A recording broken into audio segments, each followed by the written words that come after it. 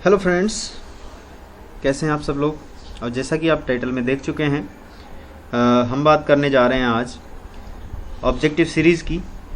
ठीक है, और ऑब्जेक्टिव सीरीज़ में भी हमने आज स्टार्ट करना है सॉम स्ट्रेंथ ऑफ मटेरियल्स।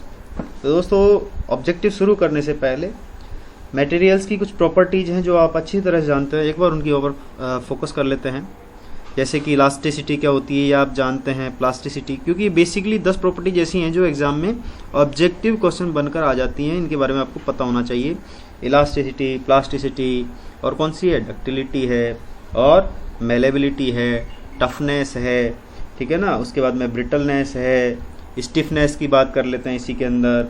फिर अपनी रेजिलियंस है, ठीक है, हार्डनेस है, एक प्रॉपर्टी आती है क्रीप, ठीक है, और लास्ट एक फटीग। इन प्रॉपर्टीज के बारे में अपन फटाफट डिस्कस कर लेते हैं। इलास्टिसिटी क्या होती है, जब भी हम किसी भी ऑब्जेक्ट पर फोर्सेज अप्लाई करते हैं, एलोंगेट होता है। जैसे ही फोर्स रिमूव करेंगे तो ये वापस अपनी ओरिजिनल पोजीशन में आ जाता है, दैट इज इलास्टिसिटी। डिफाइन कैसे करेंगे, a property which enables the material to regain its original shape after deformation when the external forces are removed, that is elasticity. मान लीजिए कि मैं स्ट्रेस टेंशन कर्व बनाता हूँ, उसके बारे में अपन बात करेंगे। सिग्मा और ई के बीच में अगर कर्व बनाता हूँ तो कर्व में हम ये देखते हैं कि एक पॉइंट होता है जिसको बोलते हैं इलास्टिक लिमिट।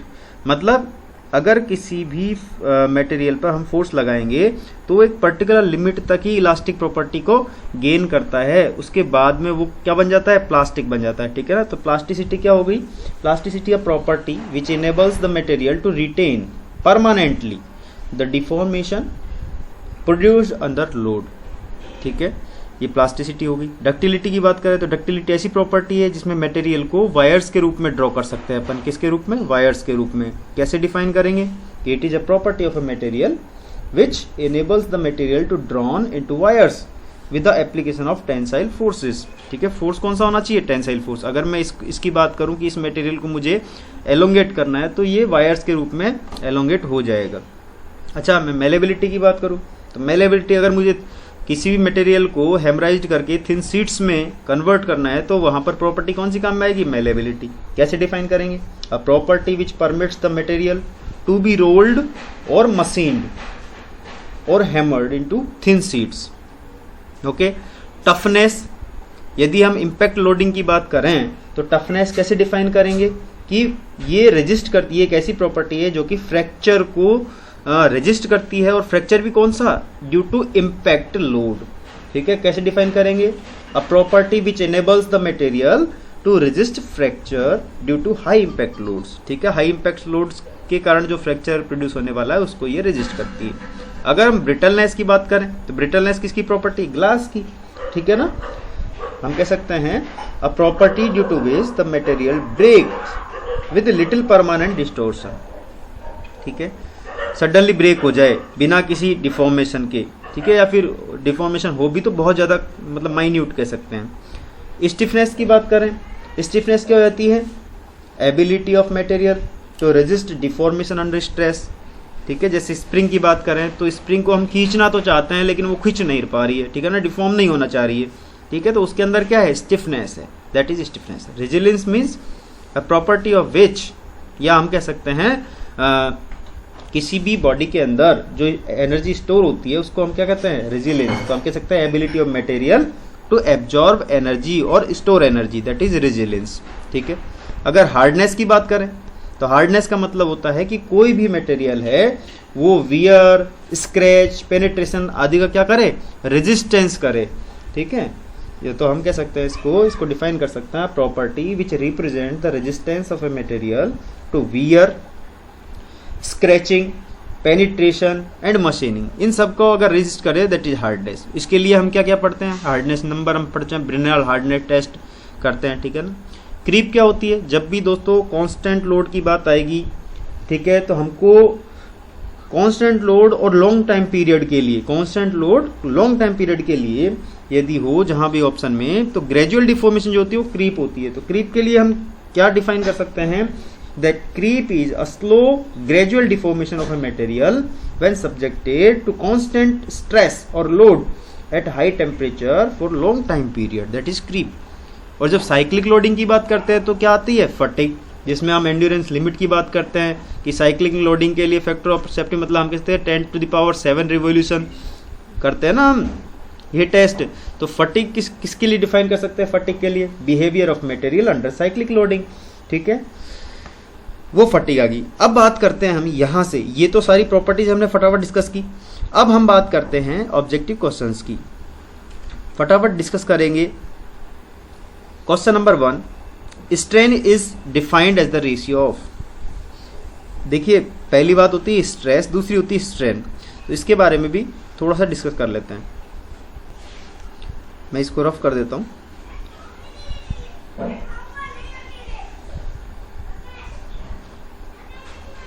इतना ठीक है,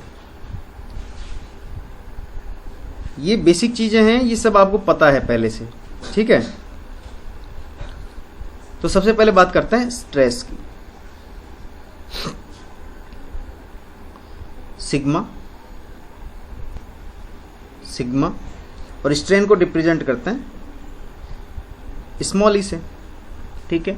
और एक प्रॉपर्टी होती है इलास्टिसिटी, जिसका कांस्टेंट होता है यंग्स मॉडुलस, और उसको रिप्रेजेंट करते हैं ई से, ठीक है। और E is the ratio, Young's modulus is the ratio of sigma upon E, means stress upon strain, ठीक है। अगर मान लीजिए ये एक मटेरियल है, इस पर मैंने tensile force, equal and opposite forces लगाए, ठीक है, तो ये डिफॉर्म होगी। तो अगर मान लीजिए इसकी ओरिजिनल लेंथ एल है, इसमें जब डिफॉर्मेशन होगी तो इसकी लेंथ क्या हो जाएगी, इसकी लेंथ हो जाएगी del L plus L, means deformation कितना हुआ, डेल एल, ठीक है। और ओरिजिनल लेंथ, तो it is the ratio, strain is the ratio of longitudinal strain by original length, okay. या फिर अगर मैं वॉल्यूमेट्रिक स्ट्रेन की बात करूं तो डेल वी अपॉन वी, ये भी स्ट्रेन है।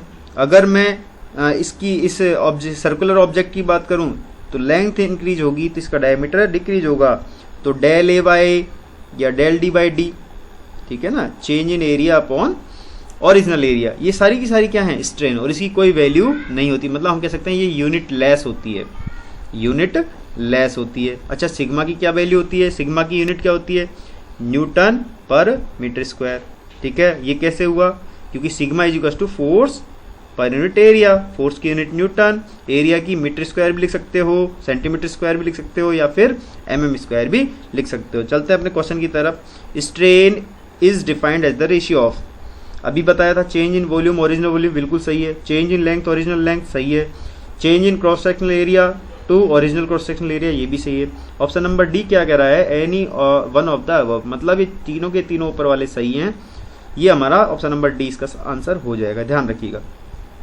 क्वेश्चन नंबर सेकंड है हमारा, Hooke's law holds goods up to, दोस्तों सबसे इंपॉर्टेंट क्वेश्चन है, काफ़ी एग्जाम्स में पूछा गया है। अभी फिलहाल में लेटेस्ट में PhED JEN में ये क्वेश्चन पूछा गया था, इससे पहले DRDO सितंबर 2011,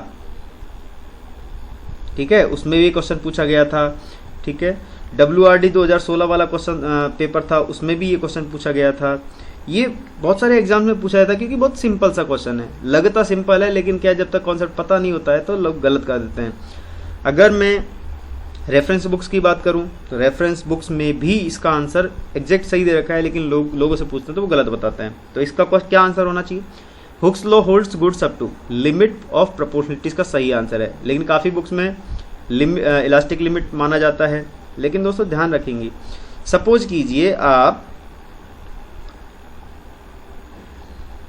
सपोज कीजिए स्ट्रेस स्ट्रेन कर्व बनाते हैं, तो stress is proportional to strain, ये हुक्स लॉ कहता है stress within elastic limit, stress is proportional to strain, ठीक है।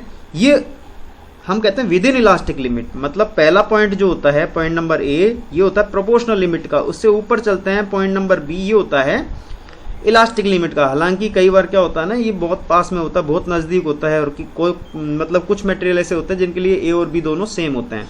तो जब तक ये बिल्कुल सीधा होगा, ये लाइन जो है स्ट्रेस स्ट्रेन कर्व की, सिग्मा और स्ट्रेन, ये दोनों एक दूसरे के प्रोपोर्शनल होंगे इस प्रोपोर्शनल लिमिट तक, ठीक है ना। लेकिन इसके अंदर भीतर क्योंकि ये बहुत माइन्यूट गैप होता है इनके बीच में, इस वजह से हम कहते हैं stress is proportional to strain, ठीक है। इस क्वेश्चन का आंसर हो जाएगा limit of proportionality. Question number 3 की बात करें, क्वेश्चन नंबर 3 हमसे क्या रखा है, क्वेश्चन नंबर 3 में है Young's modulus is defined as the ratio of. तो यंग्स मॉडुलस अभी थोड़ी देर पहले बताया था सिग्मा अपॉन ई, ठीक है, या फिर हम कहें longitudinal stress upon longitudinal strain, दोनों सेम होनी चाहिए। तो ऑप्शन नंबर सी इसका सही आंसर है, longitudinal stress upon longitudinal strain. The unit of Young's modulus, अब क्वेश्चन के जब आप ऑप्शंस देखोगे तो ऑप्शन सारे के सारे डिफरेंट है।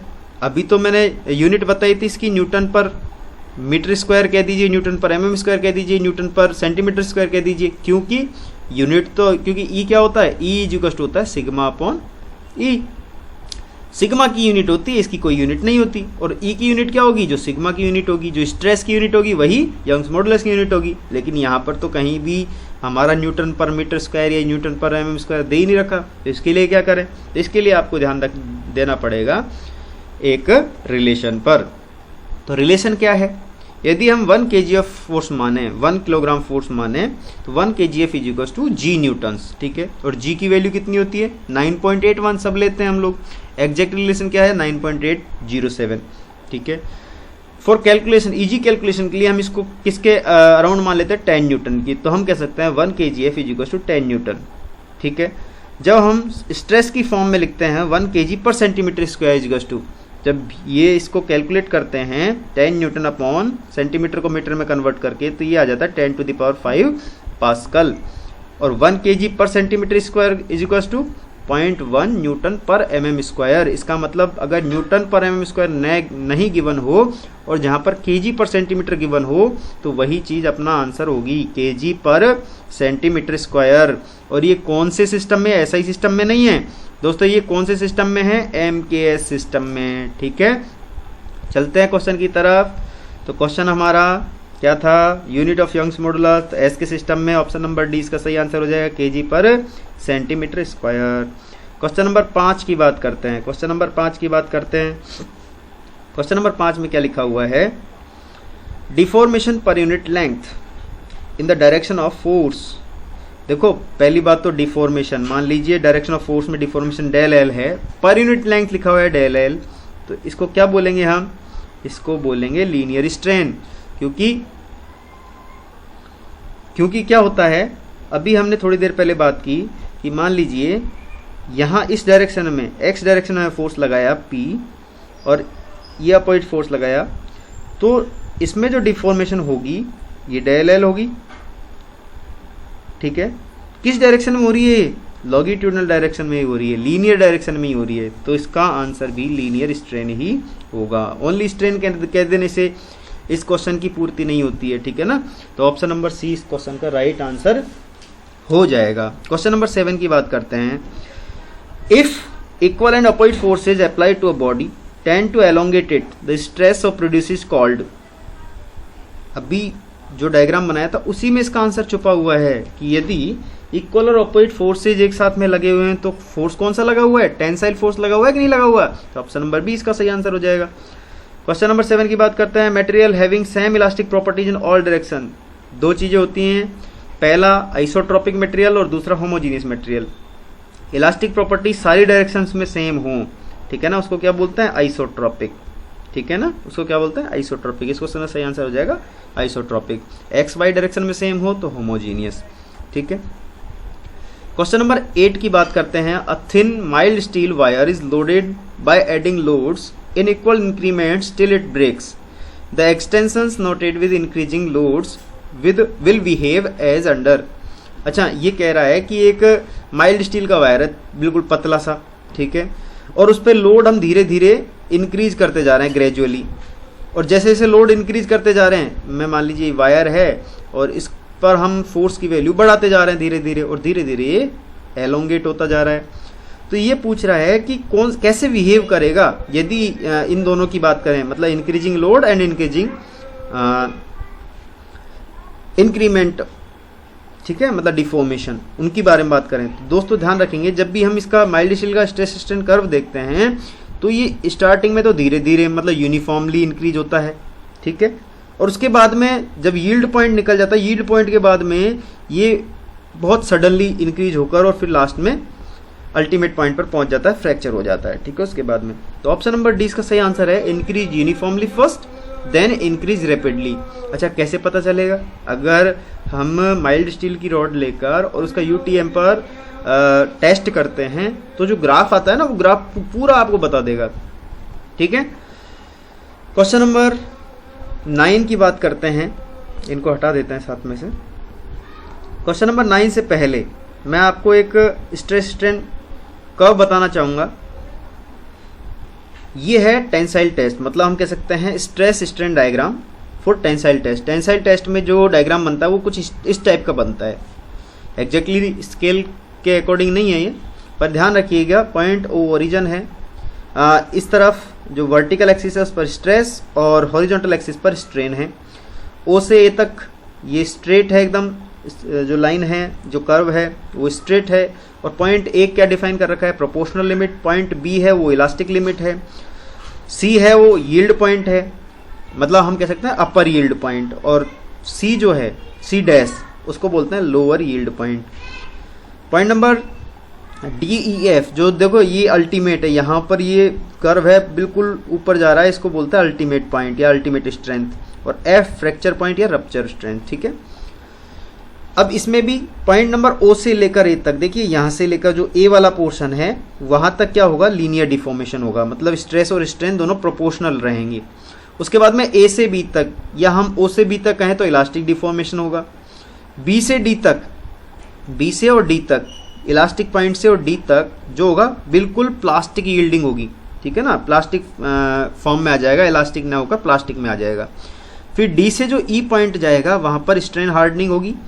ठीक है, और ई से एफ तक फिर कप और कोन, अगर माइल्ड स्टील की बात करें, कप और कोन शेप बन जाएंगे, मतलब नेकिंग होना स्टार्ट हो जाएगी, डायमीटर डिक्रीज होना स्टार्ट हो जाएगा। यदि हम वेरियस मटेरियल्स के लिए स्ट्रेस स्ट्रेन कर्व देखें, अगर माइल्ड स्टील के लिए करें टेंसाइल टेस्ट, तो ये ऊपर डायग्राम था वो माइल्ड स्टील के लिए ही था। ठीक है, अगर वेरियस मटेरियल्स के लिए देखें तो देखिए फर्स्ट है stress strain diagram for steel with varying percentage of carbon. कितना, मान लीजिए कार्बन का परसेंटेज बढ़ता जाएगा, उसी प्रकार से कर्व भी चेंज होता जाएगा। तो जब हम कॉमन मटेरियल्स के लिए देखते हैं तो सबसे पहले हाई कार्बन स्टील के लिए देखिए, सबसे पहले stress is proportional to strain. Stress की वैल्यू यदि 750 से ज़्यादा होती है तो ये स्ट्रेट रहता है, उसके बाद में ये इस शेप में आता है, कर्व शेप में। फिर यदि हम निकल क्रोम स्टील की बात करें तो वहाँ पर ये डायग्राम है 560 न्यूटन पर mm स्क्वायर, इसकी स्ट्रेस होनी चाहिए, तब जाके ये डिफॉर्म होना स्टार्ट होगा, तब तक तो बिल्कुल लीनियर चलेगा।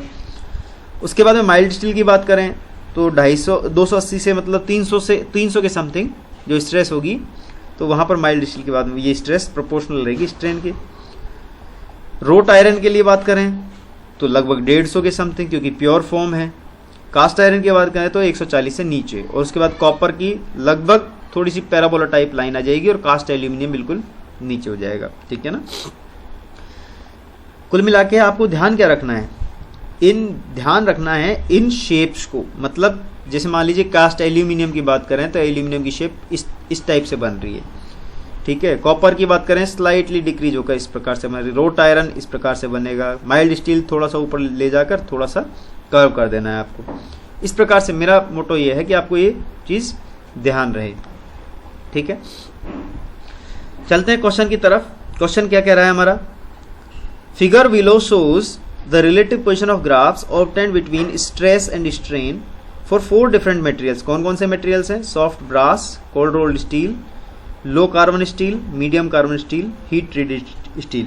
ठीक है, क्वेश्चन हमसे कह रहा है फिगर ए। अब देखो पहला ए है, दूसरा बी इस प्रकार का है, तीसरा सी है, चौथा डी है। ठीक है, तो हमसे पूछा है कि कौन सा जो कर्व है वो किसके लिए है। तो अभी हमने थोड़ी देर पहले देखा था कि सबसे ऊपर हाई कार्बन स्टील के लिए था। ठीक है ना, वो थोड़ा सा इस प्रकार स्लाइटली ऐसे जा रहा था, लेकिन वैल्यू तो यहाँ तक ही थी ना 900 से समथिंग। तो यहाँ पर देखिए मीडियम कार्बन स्टील, मतलब कार्बन स्टील से रिलेटेड यदि जहाँ भी है वो इसका सही आंसर होगा, मीडियम कार्बन स्टील। देखिए आप देख सकते हैं, अभी हमने इसी की बात की थी, ये हाई कार्बन स्टील था। ठीक है ना, ये हाई कार्बन स्टील था, ये यहाँ ऐसे आ रहा है, ये मीडियम कार्बन स्टील हो जाएगा। ठीक है, फिर क्वेश्चन नंबर 10 कह रहे हैं हमसे above figure curve B shows, curve B किसके लिए है, तो ये हो जाएगा कर्व बी। देखिए आप, ये कर्व बी है, तो ये किसके लिए है, कोल्ड रोल्ड स्टील के लिए। यहाँ पर देख लीजिए निकल क्रोम है, ये रबर के लिए है, ठीक है। तो ये किसके लिए हो जाएगा, कोल्ड रोल्ड स्टील के लिए। ऑप्शन नंबर 20 का सही आंसर हो जाएगा। क्वेश्चन नंबर 11 में क्या रखा है, in above figure curve C is 4। देखिए सी, देखिए ये जो सी है ये कर्व, ठीक है, ये किसके लिए है, तो ऑप्शन देखिए soft brass, cold rolled steel, low carbon steel, medium carbon steel. ये तो हो ही नहीं सकता, ऑप्शन से देखिए ये तो हो ही नहीं सकता क्योंकि हो चुका है। स्ट्रेस की वैल्यू 940 से समथिंग होगी, ठीक है। Cold rolled steel, cold rolled steel के लिए भी अपन देख ही चुके हैं, जो बी वाला पोर्शन था वो कोल्ड रोल्ड स्टील के लिए है, ठीक है। बात कर रहे हैं सी के लिए, तो दोस्तों ध्यान रखिएगा यहां पर देखिए अच्छी तरह देखिए, ये शेप है, ये हाई कार्बन स्टील के लिए, अगर इस तरह आ जाए तो मीडियम कार्बन स्टील के लिए, फिर यहां पर आ रहा है इसका मतलब ये लो कार्बन स्टील के लिए होगा, ठीक है ना। तो ये ऑप्शन नंबर सी इसका सही आंसर होगा, लो कार्बन स्टील। हालांकि ऐसे क्वेश्चंस नहीं पूछे जाते। क्वेश्चन नंबर 13 की बात करते हैं, 12 को छोड़ दीजिए, 12वें में देख लें, डी लास्ट बचा है, डी किसके लिए है, ठीक है। ये देखिए इस प्रकार से, ये डी जो है वो किसके लिए है, सॉफ्ट ब्रास के लिए होता है, हमेशा ध्यान रखें। सॉफ्ट ब्रास के लिए इस प्रकार का मतलब स्लाइटली इस प्रकार से आ जाता है बस। अब बात करते हैं शियर स्ट्रेस में जो भी फॉर्मूला यूज आते हैं। क्वेश्चन है मॉडुलस ऑफ रिजिडिटी। देखिए मॉडुलस ऑफ इलास्टिसिटी जिसको यंग्स मॉडुलस कहते हैं वो ई से डिनोट करते हैं, वो स्ट्रेस अपॉन स्ट्रेन या linear stress upon linear strain, ठीक है। लेकिन मॉडुलस ऑफ रिजिडिटी की बात करेंगे तो जहां भी मॉडुलस ऑफ रिजिडिटी आएगा shear stress upon shear strain, इनका रेशियो होता है मॉडुलस ऑफ रिजिडिटी, ठीक है। शियर स्ट्रेन जो है मॉडुलस ऑफ रिजिडिटी को सी से भी डिनोट कर सकते हो आप, कई लोग जी से डिनोट करते हैं, ठीक है ना, जैसा आपको उचित लगे वैसा आप कर सकते हैं। दोस्तों मैंने ये यहाँ से डाउनलोड की है, आप भी यहाँ से डाउनलोड कर सकते हैं, ये PDF फॉर्म में आपको मिल जाएगी। क्वेश्चन 14 हमसे कह रहा है, अब देखिए यहाँ पर क्वेश्चन आते हैं कॉन्सेप्चुअल बेस। अगर आपका कॉन्सेप्ट ठीक है, फॉर्मूलाज आप पे आते हैं तो आप ये क्वेश्चन सॉल्व कर सकते हैं। If the radius of wire stretched by load is double then its Young's modulus will be. यदि किसी रेडियस की वायर है वो डबल कर दी जाए तो उसकी यंग्स मॉडुलस, तो दोस्तों यंग्स मॉडुलस पर कोई इफेक्ट नहीं आता, ये ध्यान रखेंगे, ठीक है ना। उसकी यंग्स मॉडुलस पर कोई भी इफेक्ट नहीं आता है। ऑप्शन नंबर ई इसका सही आंसर हो जाएगा 14 का, ठीक है। चलो ये 14 क्वेश्चन यहाँ तक हो गए। अब अपन दूसरे क्वेश्चन देखते हैं जो कि इंपॉर्टेंट है और एग्जाम में लगभग पूछे जाते हैं। जैसे क्वेश्चन नंबर 4 की बात करूं, क्वेश्चन नंबर 4 लिखा हुआ है toughness of a material signifies. ये दूसरी बुक है दोस्तों स्ट्रेंथ ऑफ मटेरियल्स की, objective type. Toughness of a material signifies, अभी हमने थोड़ी देर पहले बात की थी, इम्पैक्ट लोड को रजिस्ट करने के लिए, fracture due to impact loads resist करने के लिए कौन सी प्रॉपर्टी है, टफनेस, और उसके लिए हम कह सकते हैं ये स्ट्रेंथ को डिफाइन करती है, सिग्निफाई करती है। Stiffness of a material is expressed in the terms of, देखिए थोड़ा अटपटा लगेगा आपको लेकिन ध्यान रखिएगा, स्टिफनेस है वो हार्डनेस नंबर से एक्सप्रेस की जाती है, ठीक है ना। और हमने इसकी डेफिनेशन क्या दी थी स्टिफनेस की, कि डिफॉर्मेशन को अंडर स्ट्रेस रेजिस्ट करे, जैसे स्प्रिंग का एग्जांपल दिया था, तो वहां पर हम हार्डनेस नंबर अपन यूज करते हैं, ठीक है ना। मास डेंसिटी नहीं हो सकता, मॉडुलस ऑफ इलास्टिसिटी मतलब यंग्स मॉडुलस नहीं हो सकता, इम्पैक्ट स्ट्रेंथ ये स्टिफनेस में नहीं आती, ठीक है ना। बचा क्या, हार्डनेस नंबर, एग्जैक्ट आंसर है।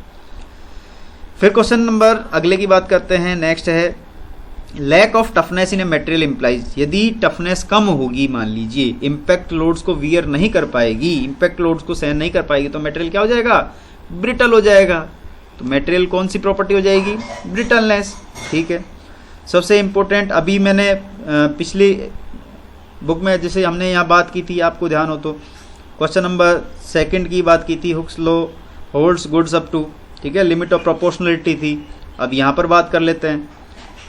Statement stress is proportional to strain, या फिर Hooke's law holds goods up to, देखिए क्या है, लिमिट ऑफ प्रोपोर्शनलिटी। आपको याद रखना है लिमिट ऑफ प्रोपोर्शनलिटी, कई जगह इलास्टिक लिमिट भी होगा लेकिन वो चीज़ गलत मानी जाएगी, ठीक है। Question number next, Hooke's law is valid with in the elastic limit of proportionality at this proportional limit depends upon two. अब इसने ये तो कहा है कि भाई हुक्स लॉ है, स्ट्रेस है, वो प्रोपोर्शनल होता है स्ट्रेन के और with in limit of proportionality, but ये जो प्रोपोर्शनल लिमिट है किस पर डिपेंड करती है, तो ये सीधी सी बात है material of test specimen. Material mild steel है या फिर ब्रास है, एल्यूमिनियम है या फिर हाई कार्बन स्टील है, निकल क्रोम स्टील है, किस टाइप का मटेरियल है उस पर डिपेंड करती है और किसी चीज़ पर डिपेंड नहीं करती है। क्वेश्चन नंबर 9 है the limit load beyond which the material does not behave elastically. एक ऐसी लिमिट जिसके बाद में जो है मटेरियल इलास्टिकली जो है बिहेव नहीं करता, तो वो कौन सी लिमिट है, इलास्टिक लिमिट। इसके बाद में क्या आ जाता है, यील्डिंग होना स्टार्ट हो जाती है, मतलब प्लास्टिक फॉर्म में स्टार्ट हो जाता है। यहाँ भी एक डायग्राम आ गया जो माइल्ड स्टील टेस्ट स्पेसिमेन का है और इसमें अलग अलग कर्व्स दे रखे हैं, लेकिन यहाँ पर हमसे पूछा है कि अपर यील्ड पॉइंट। देखो हमने बात की थी पॉइंट नंबर ए क्या है, point number A proportional limit है, पॉइंट नंबर बी क्या है, पॉइंट नंबर बी है elastic limit, point number C क्या है upper yield point, point number D क्या है लोअर यील्ड पॉइंट, ई क्या है अल्टीमेट पॉइंट और एफ क्या है फ्रैक्चर पॉइंट। यदि हमसे पूछा जाए अपर यील्ड पॉइंट तो सीधी सी बात है हम क्या कह देंगे, ये हो जाएगा सी। लोअर यील्ड पॉइंट की बात पूछे तो डी हो जाएगा, ठीक है। नेक्स्ट क्वेश्चन क्या रखा है, for the stress strain diagram indicated in figure 2.2, ये 2.2 फिगर है और इस फिगर के अंदर stress corresponding two point is called ultimate stress. Point number ई जो होगा वो अल्टीमेट स्ट्रेंथ का होगा, अभी तो बताया मैंने, ठीक है ना। तो देखिए कौन सा है, पॉइंट नंबर ई दिख रहा है आपको, थोड़ा सा बड़ा कर लेते हैं ताकि दिख जाएगा, ठीक है। नेक्स्ट क्वेश्चन है हमारा question number 12, the point on the stress strain curve at which the cross sectional area of the test specimen start decreasing is called. भाई स्ट्रेस प्रोपोर्शनल होती है स्ट्रेन की, वो प्रोपोर्शनल लिमिट है और उसके बाद में उसका एरिया है वो मतलब डिफॉर्मेशन स्टार्ट हो जाती है, उसको बोलेंगे proportional limit. Option number B इसका सही आंसर। क्वेश्चन नंबर 13 है mild steel specimen is tested under tension and continuous graph between load and extension is plotted. The load at which there is considerable extension without increase in stress is called. तो जैसे ही load increase, देखिए एक तो होता है upper yield point, ठीक है, और उससे पहले होती है इलास्टिक लिमिट। इलास्टिक लिमिट के बाद में तो अपने मटेरियल है वो अपनी ओरिजिनल शेप में आ जाता है, वो कहाँ जाता है, अपनी ओरिजिनल शेप में आ जाता है।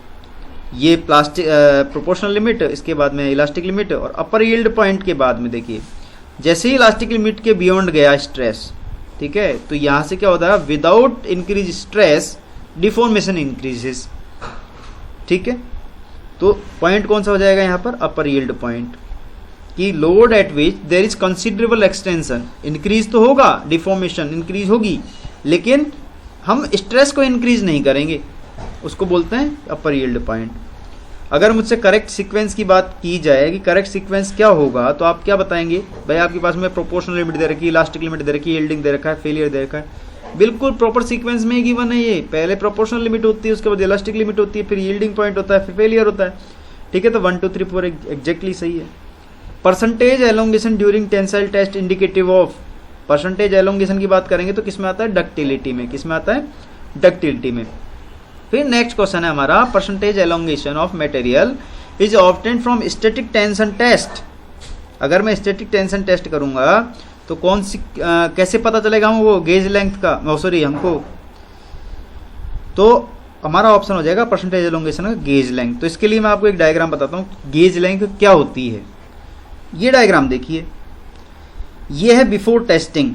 तो हमने 2 पॉइंट सेलेक्ट कर लिए, पॉइंट नंबर 1, पॉइंट नंबर 2, और इसको हमने गेज है जो कि हम इस लेंथ को मेजर कर सकते हैं। तो ये वाली जो लेंथ होती है that is gauge length.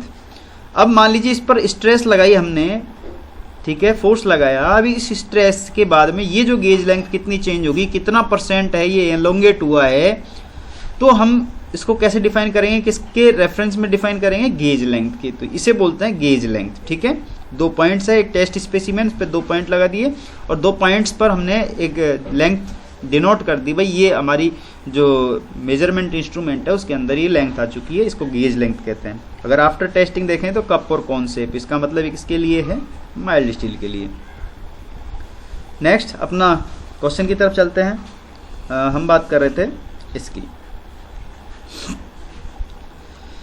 Question है हमारा percentage reduction in area during tensile test on a cast iron specimen. तो दोस्तों कास्ट आयरन जो होता है कौन सा मटेरियल होता है, ब्रिटल मटेरियल होता है। ठीक है ना, उसमें डक्टिलिटी बिल्कुल कम होती है, तो हम कह सकते हैं नेग्लिजिबल रिडक्शन एरिया में। ठीक है, ये ध्यान रखना है आपको कि कास्ट आयरन अगर हम अगर मान लीजिए हम बात करते हैं कि माइल्ड स्टील के लिए, तो फिर हम परसेंटेज रिडक्शन बता सकते थे एरिया में। तो चूंकि कास्ट आयरन का है, तो कास्ट आयरन किस टाइप का मटेरियल है, कास्ट आयरन ब्रिटल मटेरियल है, तो उसमें रिडक्शन होगा नेग्लिजिबल।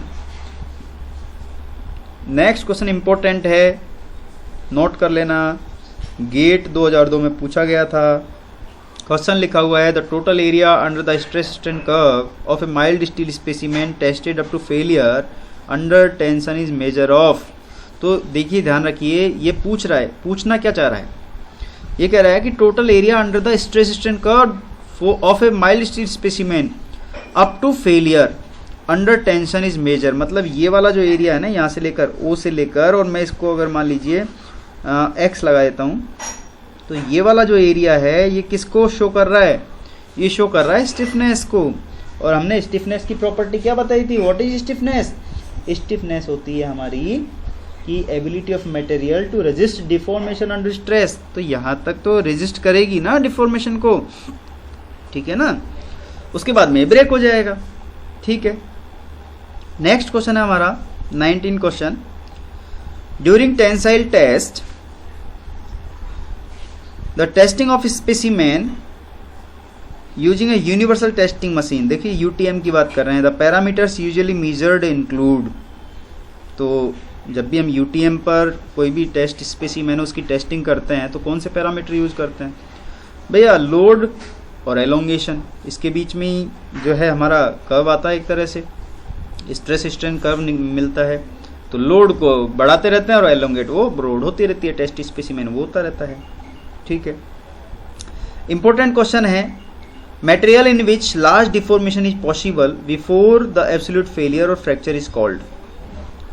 देखिए ये क्वेश्चन है, ये अभी एलटी में आया हुआ है, ठीक है ना, लेक्चर टेक्निकल एजुकेशन में आया हुआ है, लेकिन और पीएचडी में भी आया हुआ था। ये पीएचडी में इसकी लैंग्वेज चेंज हो रखी थी क्वेश्चन की, इसमें केवल ये था कि विदाउट ब्रेकिंग रप्चर स्ट्रेस, इस प्रकार का कुछ था, मैं आपको बताऊंगा वो चीज। तो क्वेश्चन है हमारा कि मटेरियल है उसमें लार्ज डिफॉर्मेशन पॉसिबल है फेलियर होने से पहले, फ्रैक्चर होने से पहले। तो ऐसा कौन सा है, डक्टाइल मटेरियल ही होता है, सीधी सी बात है। डक्टाइल मटेरियल के अंदर, चूंकि डक्टाइल क्या होता है, वायर्स के रूप में ड्रॉ कर सकते हैं। फिर अगला क्वेश्चन देखते हैं दोस्तों, the tendency of material to fracture without appreciable deformation is called. भाई बिना डिफॉर्म हुए और वो फ्रैक्चर हो जाए, फेल हो जाए, ब्रेक हो जाए, उसको क्या बोलेंगे, ब्रिटलनेस। हमने अभी ब्रिटलनेस की प्रॉपर्टी, ब्रिटलनेस जो है उसकी डेफिनेशन देखी थी। फिर क्वेश्चन है कि which of the following material has non linear stress strain curve. किस मटेरियल का नॉन लीनियर, लीनियर नहीं होता है।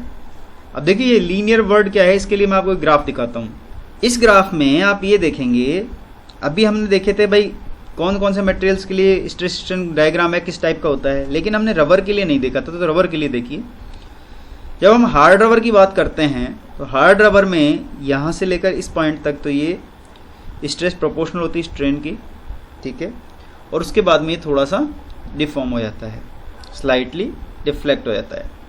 लेकिन जब सॉफ्ट रबर की बात करते हैं तो इसमें नॉन लीनियर डिफॉर्मेशन होती है। ये देखिए इस प्रकार से, मतलब ये इस प्रकार से न होकर और इस तरफ से हो जाती है, इस तरह से हो जाती है। तो हमारे इस क्वेश्चन का आंसर क्या होगा, रबर। तो हम कह सकते हैं which of the following material has non linear stress strain curve. किसके लिए आएगा, रबर के लिए। कैसे आएगा देख चुके हैं, इस प्रकार से आएगा। वापस दिखा देता हूँ इनको हटाकर। इस प्रकार से सॉफ्ट रबर के लिए इस टाइप का डिफॉर्मेशन होगा। ठीक है, आंसर याद रहेगा रबर। नेक्स्ट क्वेश्चन है हमारा, stress strain curve for a glass during tensile test would exhibit. अगर हम ग्लास की बात करें टेंसाइल टेस्ट में, तो इसके लिए भी मैं आपको एक डायग्राम दिखाता हूँ। तो इस एग्जांपल के साथ में आपको बिल्कुल क्लियर हो जाएगा, और एक एक लाइन पढ़ोगे ना तो बहुत अच्छे से आपको समझ में आएगा। ग्लास के लिए बात हो रही थी, ब्रिटल मटेरियल के लिए, उसके साथ में कौन कौन से ब्रिटल मटेरियल है वो भी ध्यान रखिए। Typical stress strain curve for a brittle material is shown in figure 1.2। ये अभी अपन देखेंगे। ठीक है, where in the material fails in tension at relatively low value of strain. Examples कौन कौन से हैं? Example of brittle material, concrete जो होता है ब्रिटल मटेरियल होता है, पहली बात। कास्ट आयरन होता है वो भी ब्रिटल मटेरियल होता है, अभी मैं बता रहा था उसको।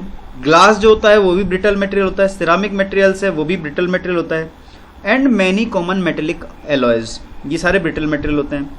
फिर कहा है ordinary glass is a nearly ideal brittle material exhibiting almost no ductility whatsoever. मतलब अगर ऑर्डिनरी ग्लास की बात करें तो वो आइडियल ब्रिटल मटेरियल मान सकते हैं। अब ये 1.2 फिगर देखते हैं, ये वाला डायग्राम देखेंगे आप, तो ब्रिटलनेस की जो प्रॉपर्टी थी उसी के अंदर डायग्राम दे रखा है। ठीक है, तो इसमें क्या क्या रखा है, in a brittle material failure takes place under load without significant deformation. सभी को याद रख लेना है, रट लेना है। और brittle fracture like takes place without warning and the property generally highly undesirable. Examples अभी बात की थे हमने, कास्ट आयरन होता है, high carbon steel, concrete, stone, glass, ceramic materials, many common metallic alloys, सारे के सारे।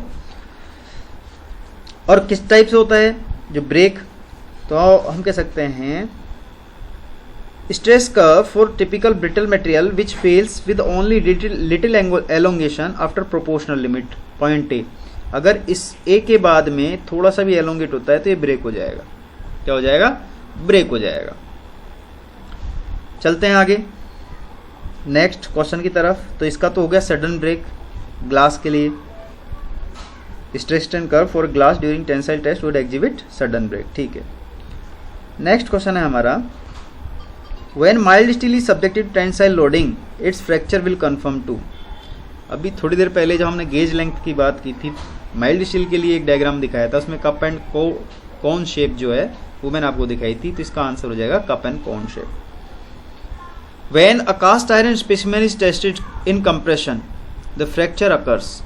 तो दोस्तों जब भी कंप्रेशन की बात करेंगे और कास्ट आयरन जो मटेरियल उसकी बात करेंगे तो जो फ्रैक्चर होगा वो एलोंग ऑब्लिक प्लेन आंसर होगा इसका। ठीक है, नेक्स्ट क्वेश्चन की बात कर लेते हैं। इंपॉर्टेंट क्वेश्चन है question number 28, which one of the following mechanical properties is provided by notched bar test. Notch bar test जो होता है वो इम्पैक्ट स्ट्रेंथ के लिए किया जाता है। इसमें क्या होता है, एक हैमर होता है, उस पर एक इस टाइप की मतलब एक्स टाइप की जो होती है वो लगी रहती है, इसको ऊपर तक रेज करके फिर दूर मतलब यहाँ पर एक ब्लॉक रखा हुआ होता है और उसको जोर से गिराया जाता है इस पर। ठीक है, तो ये इसमें नोच एक इस टाइप से मतलब कितनी इम्पैक्ट से ये गिरा है वो सारा इसमें पता चलता है। नेक्स्ट क्वेश्चन है हमारा, impact strength of a material is in index of. Impact strength की जब भी बात करेंगे, इम्पैक्ट जब भी वर्ड आ जाना तो वो टफनेस के लिए होता है, इम्पैक्ट वर्ड टफनेस के लिए। और टफनेस जो है उसकी यूनिट क्या है, इम्पैक्ट स्ट्रेंथ की यूनिट क्या है, न्यूटन मीटर। ठीक है, newton metre. Question number 31, 4P test toughness के लिए किया जाता है। आई जोड़ भी जो टेस्ट होता है वो भी टफनेस के लिए ही किया जाता है। तो 3 टेस्ट हो गए हैं। पहला हो गया नोच्ड बार टेस्ट, नंबर दूसरा हो गया 4P टेस्ट, नंबर थर्ड होगा आई जोड़। ये तीनों किसके लिए किए जाते हैं, टफनेस के लिए। फिर क्वेश्चन नंबर 33 की बात कर लेते हैं। Brinell number of a metal और an alloy is measure of. अभी मैंने आपको थोड़ी देर पहले बताया था ब्रिनेल हार्डनेस टेस्ट, ये किसके लिए किया जाता है, हार्डनेस के लिए। ठीक है, ब्रिनेल हार्डनेस टेस्ट किसके लिए किया जाता है, हार्डनेस के लिए। एक डायमंड की पिन होती है, एक एनविल होती है, एनविल के ऊपर उसको प्रेस किया जाता है। ठीक है ना, इस प्रकार से टेस्ट होता है हार्डनेस के लिए। इसके साथ में एक क्वेश्चन है dimensional formula of Young's modulus of elasticity, करके देख लेते हैं इसको सॉल्व। यंग्स मॉडुलस क्या होती है? यंग्स मॉडुलस होती है हमारी E = सिग्मा अपॉन E। इसकी कोई यूनिट नहीं होती, इसकी यूनिट होती है, इसकी यूनिट होती है न्यूटन पर मीटर स्क्वायर। ठीक है, न्यूटन को अपन कैसे लिखेंगे? न्यूटन को लिखेंगे force into mass into acceleration. Force की यूनिट है तो मास के लिए हम लगाते हैं m, और एक्सेलरेशन के लिए मीटर पर सेकेंड स्क्वायर। मीटर को लेंथ और सेकेंड स्क्वायर, इस प्रकार से मल्टीप्लाई m स्क्वायर कर दो। m से m गया, क्या बनाओगे आप? L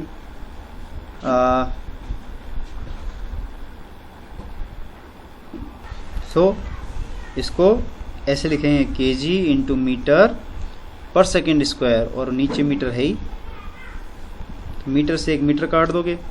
kg के लिए अपन डिनोट करते हैं m, जो मीटर है लेंथ है उसके लिए m से डिनोट करेंगे L-1, और ये हो जाएगा T-1 T-2, तो m L-1 T-2, ये जो आंसर होगा m L-1 T-2, ये हमारा आंसर हो जाएगा। ठीक है, तो दोस्तों आज के लिए इतना ही रखते हैं।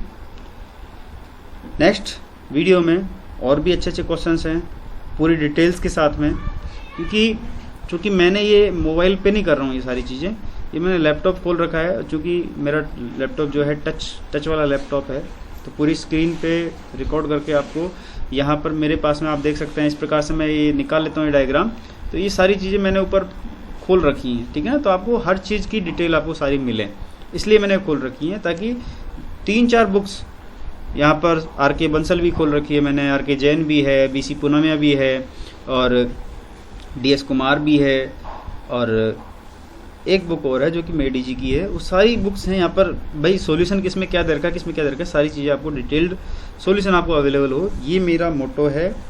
और आई होप आपको वीडियो अच्छा लगा होगा, और अच्छा लगा हो प्लीज़ सब्सक्राइब कर लीजिए। देखिए टेस्ट सीरीज़ का मतलब ये है कि आपको अच्छे से अच्छी तैयारी करवाई जाए। ठीक है ना, क्वेश्चंस अभी तो ये बेसिक, क्योंकि 1-2 वीडियो तो ऐसे रहेंगे, उसके बाद में इम्पोर्टेंट जो पर्टिकुलर एग्जाम में आए हुए क्वेश्चन ही आपको बताऊँ। भाई ये एग्जाम, ये क्वेश्चन है, ये इतनी बार रिपीट हुआ है, इसी से एग्जाम में आया है, इसके बारे में। ठीक है, तो सबसे पहला काम, जिन्होंने इस चैनल को सब्सक्राइब नहीं किया है वो चैनल को सब्सक्राइब कर लीजिए, ताकि आपको वीडियो का नोटिफिकेशन तुरंत आ जाए। ठीक है, फिर मिलते हैं अगले वीडियो में। बहुत बहुत धन्यवाद।